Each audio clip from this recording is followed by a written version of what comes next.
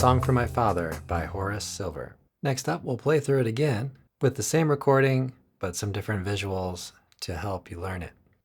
We'll have tablature and standard notation, as well as the Guitar Pro neck diagram. After that, we'll work through the melody step by step.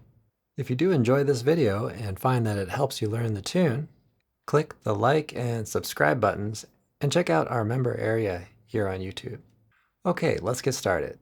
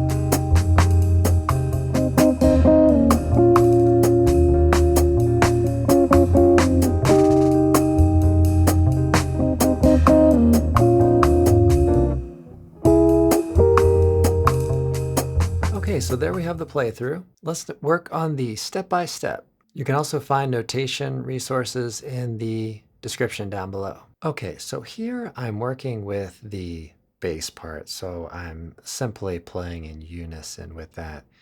You could mix up this intro into comping or whatever works best for where you're playing and what you're doing. So we're going to play short, long, short, long, short, long, short, long, and onward like that. So I'm playing, as far as picking, up, down, miss, up, down, miss. So that's going to continue a little here. And then we depart from that unison with the bass, and then we're going into the melody of the tune. Remember, that intro is completely optional. You may want to comp some chords like in F minor 9, or improvise lightly, depending on what you want to do. Okay, we have 3 pickups, and we're going to play these short. So we're going to play here on string 2, fret 13. I'm plucking down, and then on the 14th fret, I'm plucking up. I'm pulling off, and then I'm tapping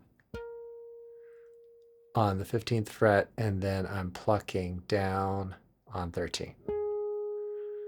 So that's how I'm doing it phrasing-wise. And then we're going to land on fret 11, string 2, with an upstroke. Okay. And then we're going to play like this. And again, I'm using kind of a similar picking pattern. So I'm using the tapping technique on that note, string 3, fret 13, and then I'm plucking fret 10. Okay. So if you're unfamiliar with tapping, it's just kind of like what you may have seen people do with the right hand, but I'm doing it with the left hand. Okay, and then we're going into fret 9. Okay, and then kind of continuing on with that same type of playing. Fret 8, Okay, and then we're going to fret 6. Same kind of thing here. Okay, and then we're going from single notes to pairs. So we're going to play that E flat and the D flat together. Okay, so the way I'm thinking about this is in little groups, right? So we have that 13th fret, and then kind of moving down in these, let's say 1, 2, 3, 4 groups that all start with at least an eighth note or a quarter note before that triplet, 16th note triplet. So we hold those two notes from before, and then we're going to play on string 4, frets 5, 4, 3, and then we're going to go into the 2 and the 4. Same shape as before, but we're 2 frets lower for the D flat 9. Okay, so that's where we left off on measure 9, and then we're going to go up here to position 6 and play this pair here. And then we're going to play fret 8 and 8 on strings 2 and 3. So all of our pairs on this tune, or the way I've arranged the notes, are going to occur on strings 2 and 3. Okay, and then we start this up again. Okay, so again. Okay, like that, and then we're going to go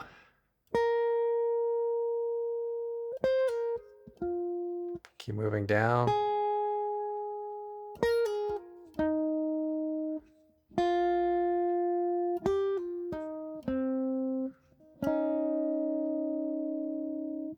Okay, so again, that's just going over that same exact melody again.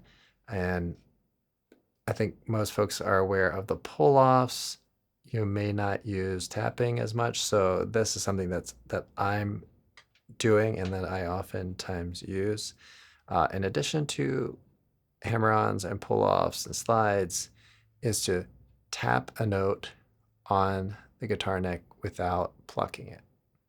Okay, so that would sound like,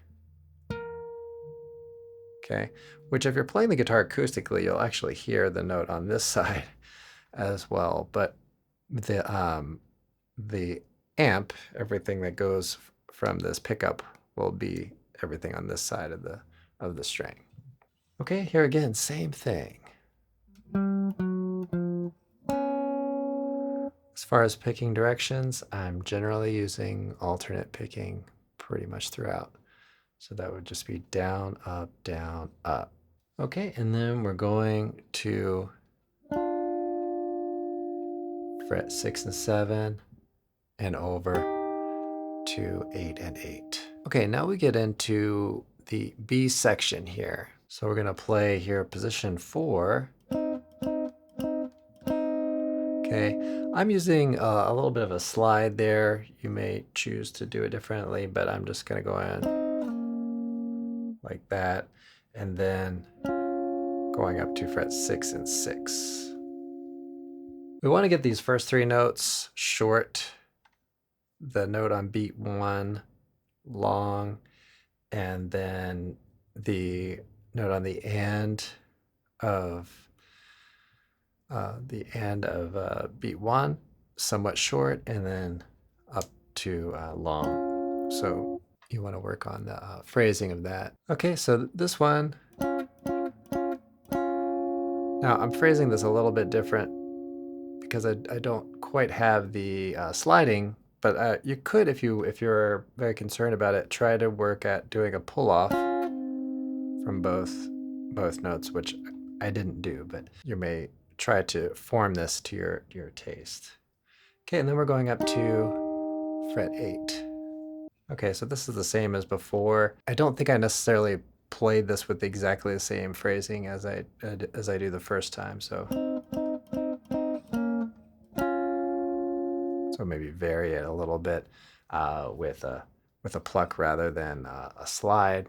But again, some of these things are going to depend on what you want to do, or if you have a musical director, or if you are playing it in unison with someone else, you may want to shape it in those contexts. Okay, and then we're going up here, 9 and 9, and then going over to 11 and 12. The tune plays through 2 times, so why don't we go over it again? So we'll go over it kind of briefly here. So again, okay, we'll play, move over, move over, move over, move over. Okay, so this way we have a very similar hand shape and we're using the same string, so we're just kind of cascading downward. So the melody should come off very naturally rather than trying to force it into a single position. Okay, so then here we go. I'll mention here too that I'm working at having a pretty clear cutoff on the melody here, so that the rhythm section plays a nice clean hit on that. It sounds pretty good. And this part, this next part, kind of bounces off of that in a way. Okay, and then we're going through it again. In order to play those short, what I'm doing is a little left hand release, but keeping the finger on the string. That will shorten the note. Again, up here on string 2.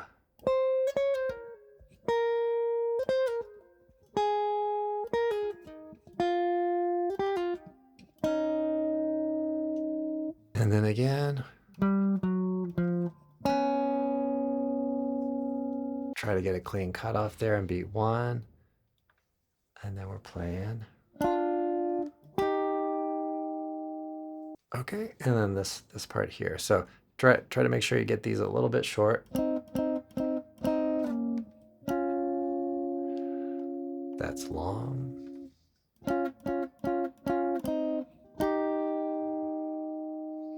Similar phrasing.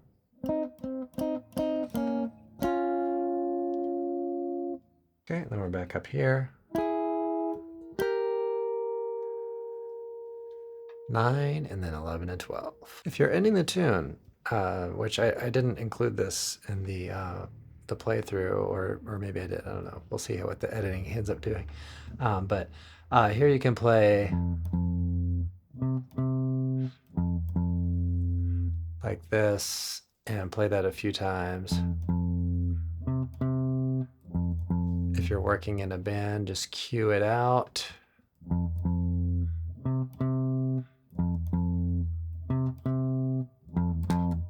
And then just give it kind of an accent at the end. Thanks for watching this video. I hope you enjoyed it. I hope you learned the tune through by working with this. You may need additional help. Check the description down below to learn about lessons, coaching, consultations, and my membership website, which you can join currently for free and get our foundational course and some casual updates that I post. Enjoy your practice session, and I'll see you all in the next one.